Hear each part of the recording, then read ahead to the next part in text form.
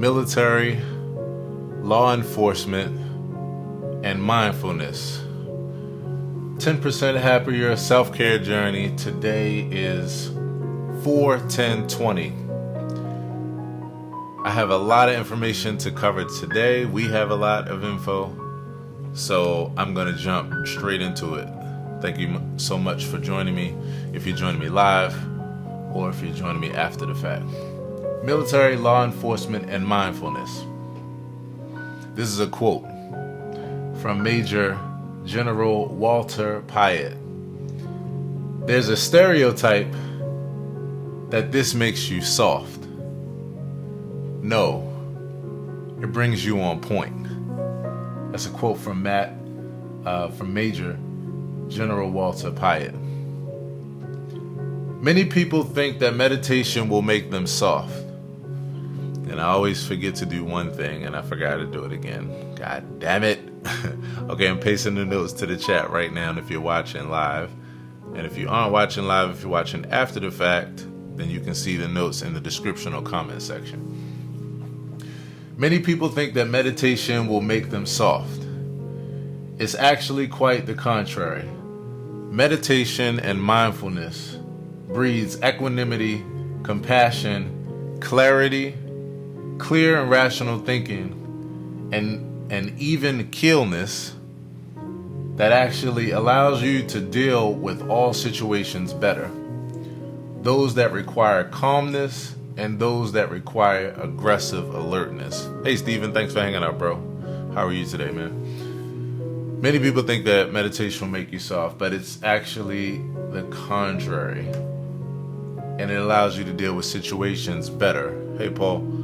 That's the reason why we're doing this today and talking about military, law enforcement. And I even want to add in people who do martial arts as well, who study it for combat. This allows you to deal with situations better because you have more calmness for aggressive alertness. Mindfulness and meditation practice are very important for fields where important life or death situations have to be made swiftly and impulsively with a clear conscience and rational mind. The best thing that we could have for security, military, law enforcement, anybody that's police officers, firefighters, anybody that deals with traumatic or stressful, high stress situations, out of everybody, we need those people to practice meditation mindfulness the most, because what it does, and we'll talk about it further, is even in the article that I posted, it allows us to deal better in those situations because you can pay attention more closely. I think about when I was in martial arts, and I also think about like weight training too, because I kind of handle it the same way. But when I was in martial arts, one of the biggest things that I learned is that the goal for you learning the discipline is to not have to use it, to actually be able to diffuse situations with a calmness. And then if you had to defend yourself, then of course you had all the tools needed. But the whole goal was for you to be even more peaceful and to be able to diffuse situations and have a better attitude and more equanimity so that you didn't have to use it. It was literally like a last resort. And I really feel like if you take the martial arts and then you also compare them or also relate them as well to other, places like military and law enforcement, when you think about it, it should be approached the same way. The goal should be for, if you have a gun, if you have combat skills, you should be able to practice these things should be mandatory because of the fact that they give you a better way of diffusing situations so that you don't have to use the weapons and those kind of things. I really feel we would have a whole lot less impulsive killing, from police officers and other security enforcement, whether people are doing things intentionally or whether they're dealing with other stuff or whether they really are afraid in the moment. These skills of mindfulness and meditation help you to be able to bring it all together so that you can apply it in different situations. And that's one of the other notes that I have here. And you can follow along in the chat too. Hey Lester, thanks for hanging out, bro. Mental focus becomes a transferable skill. The deal is that you can take this and you can apply it to different situations, which allow you to deal with all the scenarios I just mentioned. Hey Deborah, thanks for hanging out. Happy Friday to everybody, and don't forget to join me tonight, 8 p.m. For the Serenade. It's going to be live on Facebook, Instagram, on my page, Piano Serenade. Okay, got a lot of info to get through, so I'm going to try to keep it moving. Okay, here we go. So, mindfulness and meditation practice are very important for fields where important life or death situations have to be made swiftly and impulsively with a clear conscience and rational mind. A growing group of military officials support the techniques to heal trauma-stressed veterans, make command decisions, and help soldiers in chaotic battles. So that's a few of those scenarios that we just talked about as far as how it's one thing, but it's applicable in various fields and in various scenarios and situations. You know, to deal with PTSD is completely different than to make command decisions in the moment, or to be dealing, to be in the midst of a chaotic battle. Like a battle, decisions with your troops that maybe aren't in battle, and dealing with PTSD, those are all separate scenarios and situations. But then this helps you there. And I like the fact that they said a growing group of military officials support the techniques. This is from an article that was published April 5th, 2019. So it's relatively new. We're still in the early stages of understanding the practical nature of this. A paper in the journal Progress in Brain Research reported that the troops who went through a month-long training regimen of mindfulness and meditation that included daily practice in mindful breathing and focus techniques were better able to discern key information under chaotic circumstances and experience increases in working memory function, just their daily memory. The soldiers also reported making fewer cognitive errors than service members who did not use mindfulness. And this is an article that I actually put on my Facebook page, and it's also here in the chat as well. Hey Eric, thanks for hanging out, brother. They made fewer cognitive errors than service members who did not use mindfulness. So, the stats are there. The evidence is there. The tendency to think that the best way to deal with stress or stressful situations is to aggressively stuff it down or be stronger. That's what many of us think, and that's why I wrote that. Like a lot of people in our culture, especially me growing up as a black man, told many times, like, just be strong, like crying was like, oh, this is a sign of weakness, be a man, like I was told. And I was told this even around sharing some emotions, like recently in my life, at the age I am now, 37, because of the fact that that's just something that really permeates our culture in a lot of ways. The idea that stuffing things down or just, not allowing your emotions to come out is being stronger. But what we're now learning is that that's not the case. In fact, the more you stuff it down, the worse it is when it comes out, and the worse it impacts your health, it impacts your mental faculties, it impacts and clouds your vision and your decision making in the moment. So it affects you in all places, and we're realizing that that's not a healthy way of dealing with emotions. So that's the tendency, to think that the best way is to stuff it down or to be stronger. However, the more rigid you are, the more deeply it permeates your system. Hey Paul, thanks for hanging out. Opening up to it allows the energy to move through, giving you the ability to reset and come back to an experience more healthy, positively, and fully. So this was an original quote that I wrote, and actually I'm getting ready to put it up right now, and I enjoy realizing in the moment things that I've written down that are original quotes and coming up with them in the moment. So, that's the tendency. How's it going, Harry? Happy Friday to you. That's the tendency to stuff things down, to act like they don't matter, to think that that's the way to deal with things is to not deal with them. But really, like I said, we're finding more and more as we learn through our studies and through our own experiences even, that I can personally attest to. Not only does it not help, it actually becomes a complete detriment. Next thing, this practice increases your capacity and develops invaluable skills for high-intensity jobs, especially where de-escalating situations is a regular part of the daily work, like being a police officer, firefighter, etc. Because you develop the ability to deal with intense situations with more clarity and less mindless impulsiveness. Now, this comes from a series I did a while back, and I wound up adding it to this. So that's why, even though it's a little bit redundant from what I said earlier, it's another way of putting it. Can't be overstated. It can't be overstated. Harry Matthews says facts.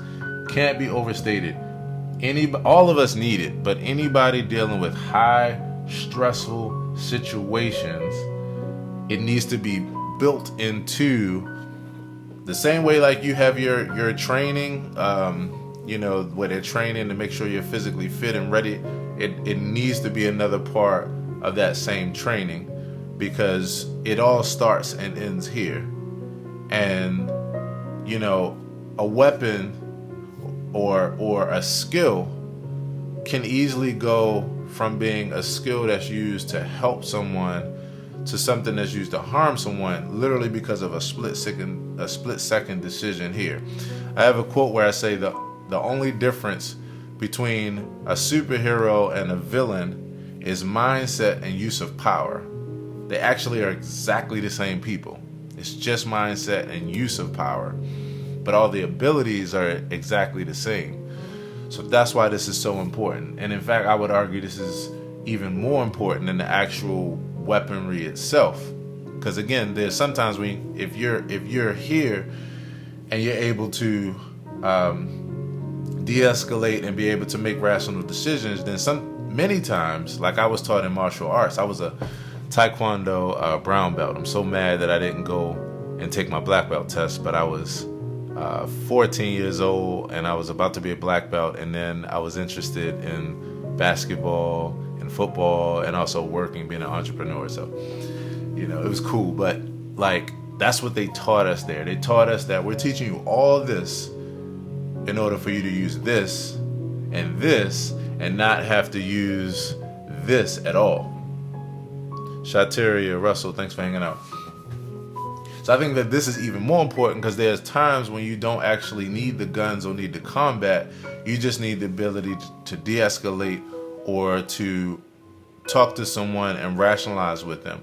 I think one of the things I probably will study is I will get a YouTube education in the field of people. I don't know what you would necessarily call them, but the field of people that deal with someone who's about to commit suicide, and the way that they have to negotiate with them and talk them, out of the things that they're looking to do. I'm actually going to do some research on that, because it's fascinating to me, and those that follow me, I'm fascinated with psychology, but it's fascinating to me to think about how that person de-escalates the situation. Hey Rodney, thanks for hanging out, bro. Hope you and the family are well and safe.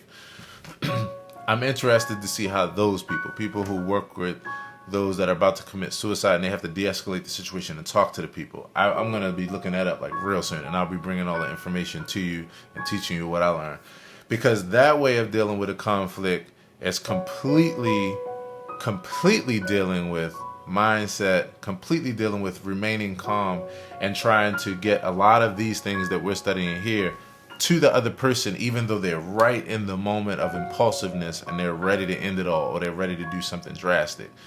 So that's a very nuanced art, and I want to really look at that, because that would really show us how to really develop this capacity and use it in the way that our military, our law enforcement, and those that are on the front lines, for different things can use it. Clarity is the ability to tease out the details of an experience. A lot of times when we make impulsive decisions that aren't cool, it's really because of a lack of clarity. It's really because we were looking at the situation through the wrong glasses, through the wrong lens, or we didn't have glasses on, period. So it didn't allow us to have that 20/20 vision to really see it for what it was and be able to decide out of your toolbox, out of your arsenal of different things to deal with a situation. It didn't allow us to pick the right tool because we weren't clear about what was going on in front of us, what we were dealing with, what the source of the problem was, which therefore would have led to the source of the solution. I have another quote that I'm going to put up at some point, and I got to figure out a way to frame it. I might figure it out after I end this video, but it's where I started realizing that the key is finding the problems, like correctly identifying the problems. You can have all the solutions in the world, all the solutions, but if you're incorrectly identifying the problem, then the solutions are null and void. They really actually aren't solutions at that point. They're just distractions really at that point. So clarity is the ability to tease out the details of our experience. Equanimity is mental calmness, composure, and evenness of temper, especially in difficult situations. The ability to receive challenging energy without returning the favor, unless it's needed. Because again, that's the thing. Sometimes a trigger or a punch, sometimes these things are needed. It's just that we have to work to eliminate all the situations where there was like this long list of things that could have been done, and then that was a last resort. But unfortunately, because of what was going on here, that became a first resort. That's all we're trying to do. So what do you all think about this? Drop a line. Let me know how this is resonating with you, if there's anything you have to say about this. So I'm going to go next to the article that I put up earlier. And I'm going to do a quick skim through this. Some of these notes you'll hear in duplicate because they're kind of where I got some of the ideas from, especially with Major General Walter Pyatt, and how he talked about people think that this makes you soft, but it actually makes you on point. But I'm going to skim through this article, and you can actually look at the full article in a few seconds because I'm going to put it in the chat.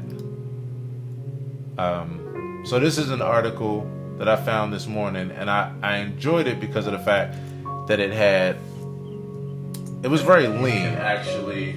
It was very lean. So here we go.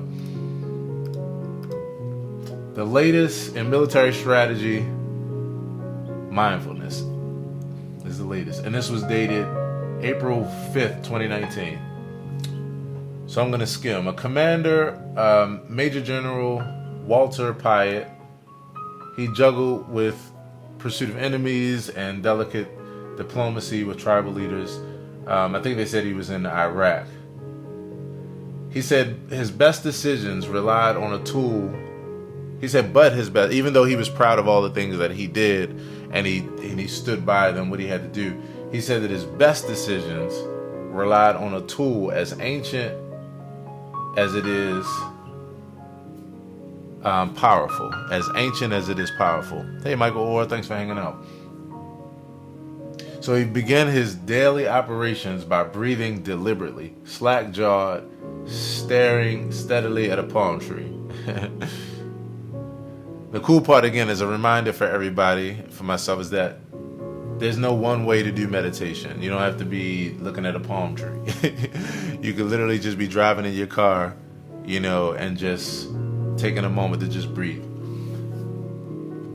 So, in this past winter, Army infantry soldiers at Schofield Barracks in Hawaii began using mindfulness to improve shooting skills, For instance, focusing more on when to pull the trigger amid chaos to avoid unnecessary civilian harm. You know, my desire is for nobody to ever be harmed. But since we live in a world where different people are dealing with different mental capacities, there are times when we need to stand strong and stop each other from causing more violence or causing more harm to others.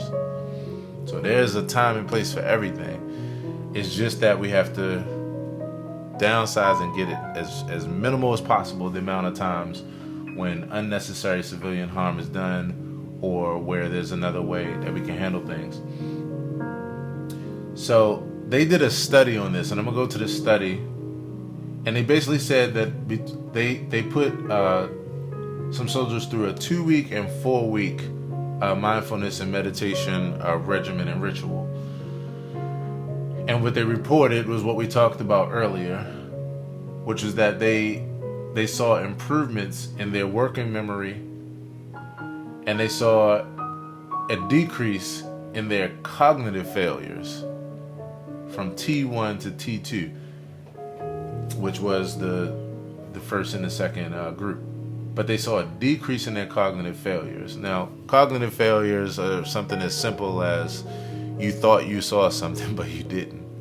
You know, you thought you saw someone grab for a gun, but you didn't. That's a cognitive failure.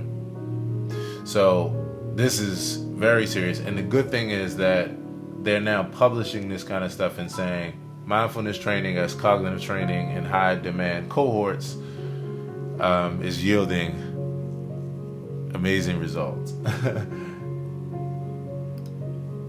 So let's see.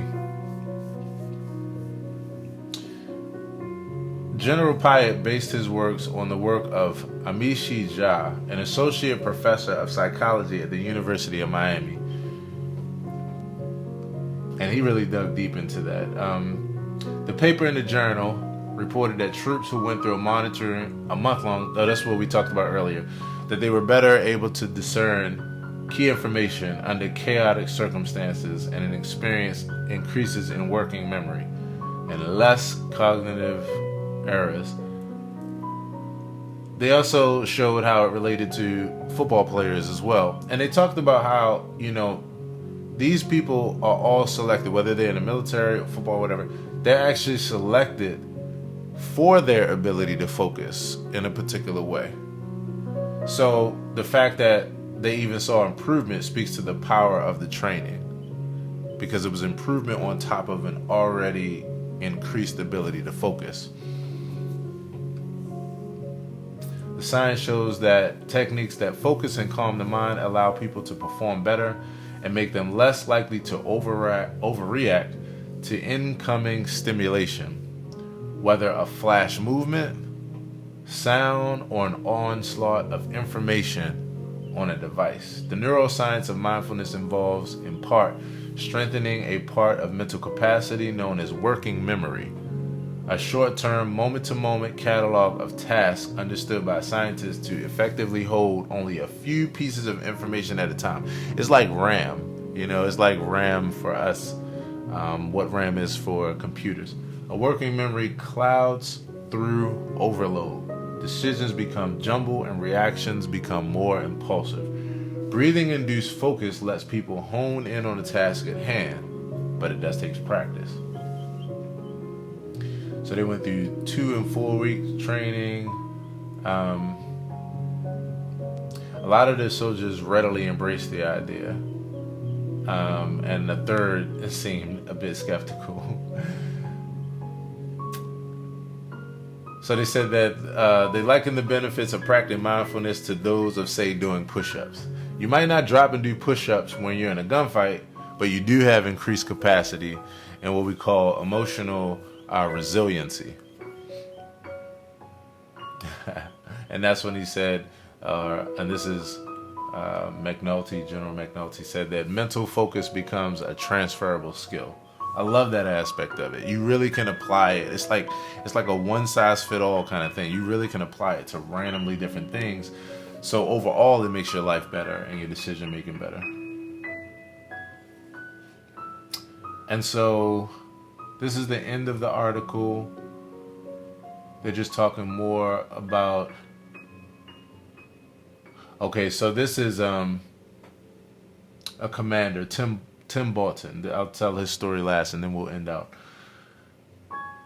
So he had gone through a lot in 2008, and when he returned back from active duty, it was really clear the PTSD that he dealt with.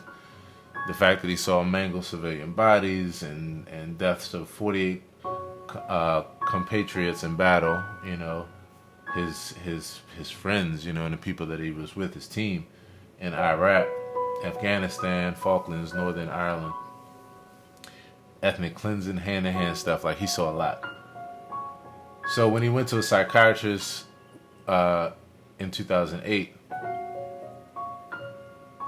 the psychiatrist broke down in tears after he described his experiences. It was that serious. So he discovered mindfulness after his bout with PTSD and became a trustee at Oxford University Mindfulness Center. That's pretty cool. I'm gonna actually look him up. He now starts and ends his day with 5 minutes of breathing exercises. He uses the technique each time he is gripped by anxiety or panic. The traumas haven't disappeared, he said, but he isn't haunted by them daily. Now he can more calmly examine each terrible incident, address it, and have some control over it, rather than merely reacting. And that's the whole goal. I forgot the quote where they were like, an overreaction is an old reaction, I think it is. Michael Orr, if you're still there, let me know if you ever heard that before. I'm trying to think of what that is. I think it's that. An overreaction is an old reaction, something like that. And even though that's not always the case, but like, it makes a lot of sense, you know, to many scenarios, because we get programmed in particular ways. And the reason why we get programmed is because of a thing we call evolution, which is that in order to survive in any scenario, relationship, living situation, hemisphere of the world, like in any situation that you're in, your mind has to adapt and cope and develop certain things to survive. So that means if you are used to cringing, yelling, being defensive in order for your way to be seen or for your ideas to be seen, then you're naturally going to do that. So these are impulsive reactions, and that's all we're trying to do is just develop this space. That space that we call equanimity. I used to call it I still call it the wedge. Because I see it like a door. It's just enough space for you to allow some other perspective in there that might be the best thing that you could do. The amount of brain power it frees by not being trapped in the past or future is incredible, Mr. Barton says. The military is seeing the mass benefits of this. Mr. Barton has thought about whether mindfulness is an anathema to conflict. I never heard that word before. Anathema. I'm gonna have to look that up. The purists would say that mindfulness was never developed for war purpose, he said. What he means is that mindfulness is often associated with peacefulness, but he added, the idea is to be as faithful to compassionate and humane ideals as possible, given the realities of the job. This dude is on it. Hey, Yanni, thanks for hanging out. How's your Friday going? That dude was on it. The way he just put that is to be faithful to compassionate and humane ideals, to be as faithful to compassionate and humane ideals as possible, given the realities of the job. God damn it, make that man president. Major General Pyatt underscored that point, describing one delicate diplomatic mission in Iraq that involved meeting with a local tribe leader. Before the session, he said he meditated in front of his palm tree, because he loves palm trees, and found himself extremely focused when the delicate conversation took place shortly thereafter. I was not taking notes. I remember every word she was saying. I wasn't forming a response, just listening, he said. When the tribal leader finished, he said, I talked back to her about every single point. Had to concede on some. I remember the expression on her face. This is someone we can work with. This is as he's talking to a tribal leader in the midst of war. In the end, he said mindfulness allowed him to reduce conflict by better understanding. Whew. We need to, this is amazing. I'm not saying be soft, he added. I'm saying understand how compassion and empathy can be used for real advantages. And I'll even insert a word in there, for real world advantages. Peace takes a lot of hard work. God damn, like this is the greatest article ever. This is the greatest article ever. And that's the end of the article there. Hey, Yolanda, thanks for hanging out. That could not be better stated. That could not be better stated, because that's the deal. And that's the place I really feel like we're moving in our world, to the place where we no longer see these kind of things as making us soft, but we actually see these things as making us stronger. Like, that's the deal. Jarrell, what's happening, homie? How's everything going? Yeah, so that's that military, law enforcement, and mindfulness. So we're going to end this session with what I call the 30-second meditation technique. It's my own brand of making meditation and mindfulness accessible to every human being, boy, girl, dog, and cat. Where's my cat? She's not in here right now. On the face of this earth. And so the goal is just to realize that, like, meditation, you don't need the perfect music or lights, camera, action, or candles, or lotus positions and mats and flowers and organic fragrances, and all you need is just what we just talked about here. It's just a mindset and an ability to just breathe, because that's one way to really focus internally and to just be in the moment. So with that, I invite you wherever you are to just settle in. You can do this with your eyes open or closed. I'm going to close mine because that just makes me feel good right now. Also makes me feel good to think about the fact that I have my eyes closed and I'm being looked at by hundreds of people. So that helps me to not be fearful, because once you do it, you can't give a fuck. So yeah, with that, we're just going to take a second to just settle in, to just relax our shoulders, unclench our jaws if that's what's keeping us tense, or to uncurl our toes, to relax like our hands and our fists, because a lot of times that's what's going on and we don't even realize it. So we're going to take a second to do that, and then to focus in on the most important and vital life force to our body, which is our breath. Many times we don't realize that we don't give the breath enough time and energy or focus, and we take it for granted. I'm the first person that can attest to that, because I didn't realize for a while that I wasn't even breathing deeply. I was breathing very shallow, very, very shallow. But then once I focused on it, I was able to settle in. So we're going to take long inhales and long exhales, and all we're going to focus on doing is just 3. So wherever you are, even if you're driving, even if you're in line waiting, I invite you to do this. So let's take a deep breath in through the nose and out through the mouth.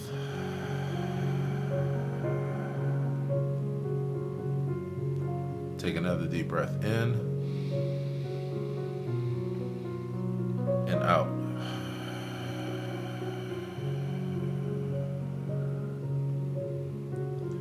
And before we take this last deep breath, let's just take a second to just make note of the fact that the goal is to do this as a practice.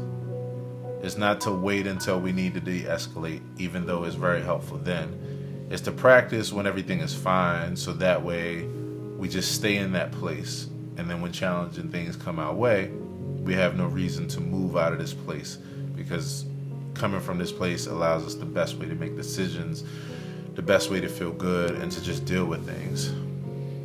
So with that, let's just take our final deep breath in and out.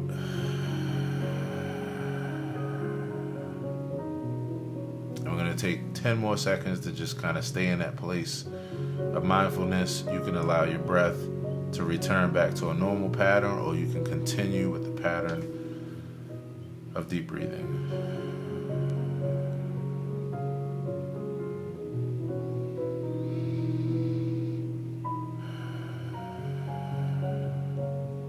So our goal is to stay in this place just for a few seconds before we get back to the hustle and bustle of life, all the things that we have to worry and care about, all the responsibilities, all the to-dos. The goal is to just detach from them just for 10 seconds, to observe them like a river, where you're on the side of the river and you just observe everything flowing and everything flowing downstream, but you don't have to be a part of it for a second. You can get back in your kayak in a few seconds.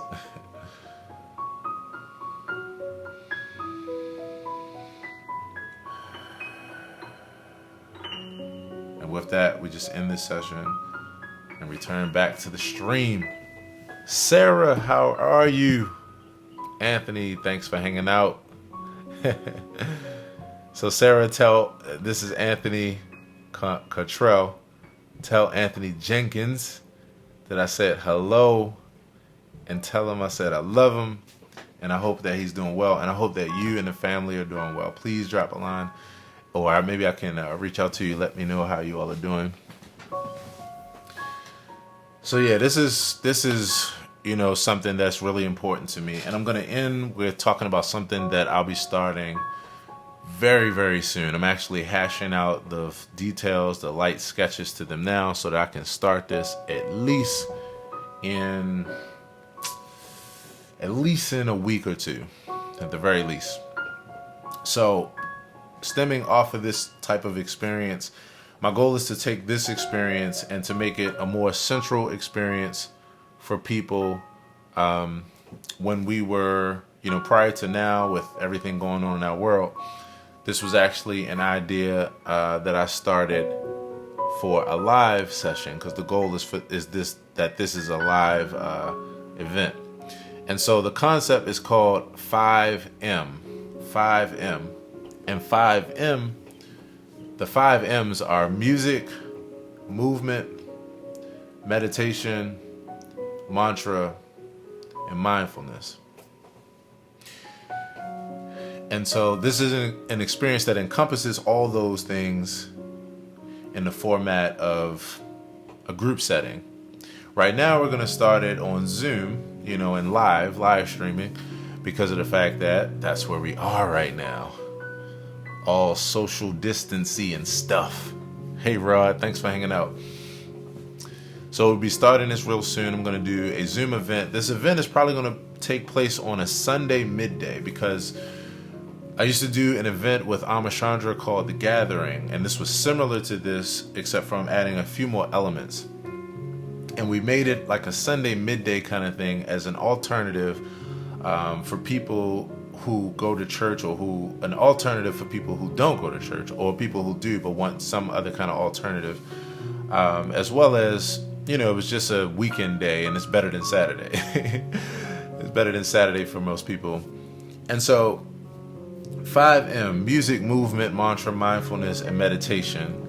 And this will be an online live experience. It'll be a Zoom kind of deal, and you'll be able to also tune in live on Facebook, Instagram, and that kind of thing. And it will incorporate movement from the perspective of stretching, some light stretching done by my good friend Andrea Pyatt, who's a yoga instructor, and is going to lead us in that part of the experience. And then there's music provided by yours truly. I'll be doing piano meditation and guided meditations and these things that have to do with my music. I'll be performing live. And then there'll be a segment where I do something similar to this, where I take a topic dealing with mindfulness and meditation and that kind of thing, like we've been doing. Can y'all believe that this has been December, January, February, March? This is 4 months, y'all. That's crazy. We've been on this journey for 4 months. If you all are just tuning into this journey, please, by all means, go to my YouTube channel, aaronhilltv, and look for the playlist. You can click on playlist and look for Self-Care Journey. Even if you just look down the videos, you'll see a bunch of them, because I do them every day. But look for Self-Care Journey, and you'll see at least 40 to 50 videos stemming back. And we have covered some really great material. So basically, I have so much material to pull from, And so I'll be sharing in this regard, but it'll be more in, a setting that incorporates some other dialogue and that kind of thing. And so the goal will be to dialogue about this. I'll present, and we'll do mantra. The mantra that's pretty much infused in, and for those that don't know what the word mantra means, it's just like a positive affirmation. It's like taking a positive statement and, there's something that you repeat, whether it's in a setting like that or something that you just have in your head, like knowledge is power. Like you're thinking about it as you're out and about, and it's just something to use. We'll do some meditation, and we'll talk about mindfulness in the midst of all these subjects. So I'm excited about that, and I'll be talking about that very, very soon, because I'm looking to do it probably within the next 2 weeks. Not this coming Sunday, but probably the following Sunday. 5M, music, movement, mindfulness, meditation, mantra. Myself, I'll be accompanied by my good friend, yoga instructor, which is one of many things, Andrea Pyatt, one of many things that she brings to the table, and you. And so I'm excited about 5M. Look out for that. It'll be an extension of this experience, taking it to another level. And we're going to self-care to another level. So I appreciate you all. Thank you so much for hanging with me today. I know we had a long session, a lot of information, but I had to get it all in today. Go check out that article that's in this chat and check out the notes so that you can save them, use them for your benefit. And even more than that, drop some information, or drop a line, drop your opinion, drop your perspective on everything we talked about today. Because more than hearing myself talk, I'm interested in what you think. And that's about it. So take care. Join me in a few minutes for a word a day. And peace. And as always, be well. Take care.